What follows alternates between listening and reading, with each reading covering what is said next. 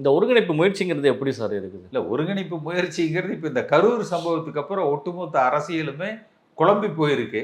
இந்த குழப்பத்தில் விஜயனுடைய நிலைப்பாடு என்ன? அவர் பாஜக கூட்டணிக்கு போறாரா, அதிமுகவோடு கூட்டணி செல்கிறாரா, இல்லை தனித்து களம் காண்கிறாரா என்பதுதான். எப்படி இருந்தாலும் எடப்பாடி பழனிசாமியினுடைய வியூகம் என்பது விஜயை உள்ள கொண்டு வந்துட்டா 2 விஷயங்கள் அவருக்கு சாதகமாக இருக்கும்னு நினைக்கிறார். ஒன்று, விஜய் திமுகவை எதிர்க்கிறதுனால இந்த திமுக எதிர்ப்பு வாக்குகளை ஒருங்கிணைச்சிடலாம்.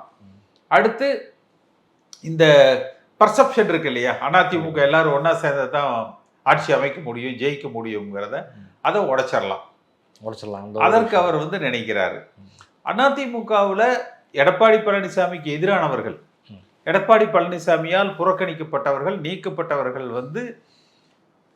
எடப்பாடி பழனிசாமியை அரவணைப்பதற்கு அவர் தவறினால் விஜயோடு கைகோர்ப்பதற்கு அதிக வாய்ப்புகள் இருக்கு.